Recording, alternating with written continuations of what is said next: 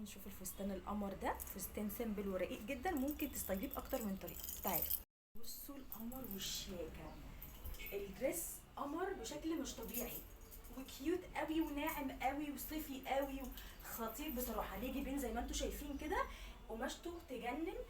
طبعا كل حاجه او كل تاتش هتحطيه على الفستان ده هيديكي شكل مختلف. يعني لو عملتي الاكسسوارز كلها باللون السيلفر هيدي شكل مختلف. حطيتي البلت ده او حطيتي بلت غيره او غيره او غيره، كل حاجه هتحطيها هتديكي شكل مختلف للدريس.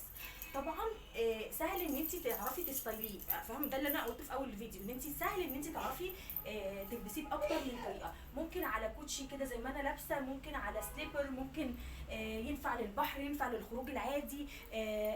كل حاجه فيه قمر قمر قمر. ده يلبس لارج ويلبس اكس لارج. طبعا ما فيش غير قطعه واحده بس يا بنات، والقطعه الثانيه اللي شبهها انا خدتها. طبعا بدأوا بالحجز. اللي يعجبه القطعه على طول يدخل سكرين شوت وعلى طول على الخاص، لان ما فيش غير قطعه واحده بس.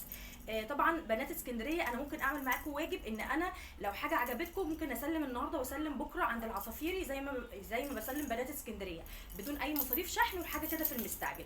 انما المحافظات سامحوني بقى بعد العيد. احبكم قد الدنيا بحالها، واشوفكم على خير فيديو جاي. باي.